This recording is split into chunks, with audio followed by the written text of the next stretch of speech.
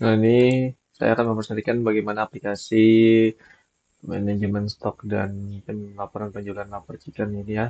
Ini ada beberapa user, saya akan login dulu menggunakan super admin. Nah, ini super admin ya. Nah, ini super admin ya. Ini ada logout. Ini super admin bisa pilih cabang ya. Setelah di dashboard bisa pilih cabang mau yang mana super admin. Nah, ini overview. Di sini ada beberapa master data ya. Di sini ada manajemen user, cabang toko, kemudian role dan hak akses, status supplier, satuan produk, kategori produk, paket penjualan, terus master data stoknya ada bahan mentah, bahan setengah jadi, sama produk siap jual. Nah, ini di bagian manajemen user ya. Manajemen user ini hanya bisa diedit oleh super admin. Nah, ini adalah indeksnya, yaitu daftar pengguna ya, data penggunanya. Nah, super admin bisa menambahkan data ya, memasukkan nama lengkap, email, nomor telepon, kemudian kata sandi, kemudian role dan cabangnya ya. Nah, ini ada beberapa pilihan, kemudian memilih role-nya juga. Nah, kemudian memasukkan foto profil, kemudian nanti simpan pengguna. Nah, ketika sudah disimpan, maka akan muncul di indeks yang menampilkan data di tabel user ya. Nah, di tabel user. Ini kemudian super admin juga bisa menghapus, menghapus atau melihat detail atau mengedit ya. Ini kita akan melihat yang manajer ya. Manajer ini bisa diedit ya oleh super admin. Nah, apakah jabatannya, role-nya bisa diubah, kemudian cabangnya, tapi namanya manajer dia tidak ditempatkan di salah satu cabang agar bisa mengakses semua informasi yang mau di pusat produksi atau di cabang retail. Nah, kalau sudah ini ya bisa dimasukkan fotonya. Nih, update pengguna. Nah, kita update apa namanya penggunanya ya, nama fotonya manajer menggunakan akun super admin ya, jadi bisa super admin saja yang bisa nah, ini sudah berubah ya. Jadi di sini ada jabatannya itu super admin, ini yang aksesnya ke semua, kemudian ada manajer. Ini bedanya dengan super admin bisa mengelola data pengguna, sedangkan manajer tidak bisa.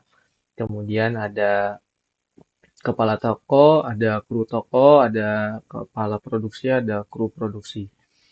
Nah, untuk di database-nya itu kita akan lihat di Heidi. Kita akan lihat dulu ya di rancangan database-nya. Ini akan saya tampilkan. Jadi ketika login itu ya sistem akan mengecek permission-nya ya permission-nya. Di sini ada manage user, manage inventory, manage sales, PO report, sama manage branch ya. Mengelola data pengguna, inventory, kemudian penjualan, melihat report, dan mengelola cabang. Nah, ini kemudian akan dicek ya apabila user itu, saya carikan dulu user ya, user. Nah, ini ada data usernya, data user ya. Nah, dia terkait di cabang mana. Nah, untuk support admin dan manajer, mereka tidak terikat di cabang manapun karena mereka bisa mengakses ke semua cabang. Berbeda halnya dengan kepala toko, kepala produksi, kru toko, itu mereka terikat dengan cabang masing-masing ya. Jadi tidak bisa mengakses ke cabang lain. Nah, ini didaftarkan di sini di tabelnya ada di tabel user ya.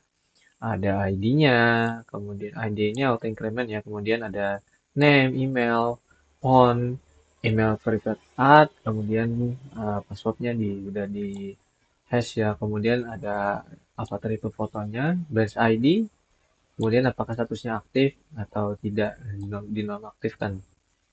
Nah, kemudian data user ini dia akan diketemukan dengan role ya.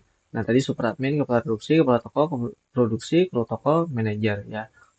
Nah, kemudian user ini dia akan ditemukan dengan user role. Nah, user ID-nya ya, satu role ID-nya berapa? Tadi ya misalnya Habibie, kemudian role ID-nya apakah sebagai kepala toko. Nah, Kalau super admin, mereka super admin ya, itu super admin ya, namanya super admin, kemudian role ID-nya super admin. Nah, roles ya. Nah, kemudian ada role permission. Ketika dia sudah mendapatkan role permission, apa mendapatkan role ya, user role-nya. Nah, kemudian dicek lagi role permission-nya, role ID, misalnya dia sebagai super admin ya, super admin. Nah, kalau dia sebagai super admin, permission-nya dapat bagian yang mana aja. Nah, super admin dia dapat semua ya, 1, 2, 3, 4, 5. Nah, seperti itu. Nah, ini untuk data pengelolaan data pengguna ya. Jadi sistem akan mengecek dulu ya, apakah dia mempunyai akses untuk mengelola data pengguna. Nah, ini super admin bisa ya. Nah, ini super admin tidak bisa menghapus dirinya sendiri. Super admin tidak bisa menghapus dirinya sendiri ataupun mengedit dirinya sendiri, tidak bisa. Tapi kalau yang di bawahnya super admin ya, misalnya role dan hak akses tadi. Nah, ini ada hanya 3 produksi, protokol, produksi, protokol, manajer, super admin. Nah, ini bisa diubah ya di di bagian halaman daftar role dan hak akses ini ya, permissionnya ya. Nah, bisa diubah misalnya kepala produksi mau ditambahkan atau dikurangi. Nah, ini bisa. Tapi karena ini sudah pas, jadi tidak perlu. Jadi di sini bisa mengupdate-nya ya, mengupdate-nya. Nah, ini yang bisa mengakses ini, yang bisa mengakses ini hanya super admin ya. Kalau hanya super admin ya, yang di master general ini. Manajemen user, cabang toko, role dan akses, data supplier, satuan produk, kategori produk, paket penjualan. Ini hanya super admin yang bisa. Kalau manajer, dia tidak bisa. Manajer hanya bisa mengakses ke master data bahan ya. Itu mau bahan mentah, bahan setengah jadi, atau produk siap jual. Nah, ini.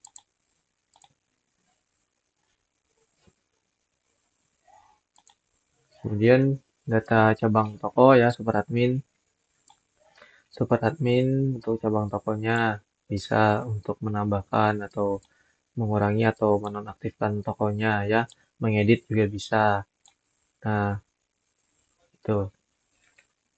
Kemudian super admin bisa mengelola permission. Tapi kalau permission ini sudah fix ya, tidak bisa dimanipulasi melalui aplikasi. Dia sudah bawaan dari database.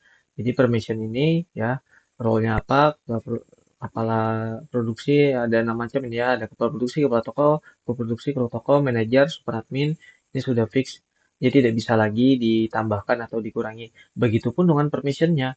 Permissionnya tadi ya maksimal ada 5 ya. Nah, itu tidak bisa dikurangi atau ditambahkan. Nah, ini roll super admin tidak dapat diedit. Nah, kemudian ini ada sudah ini ya. Ini untuk manajemen user, cabang toko dan role dan hak akses. Nah, seperti itu.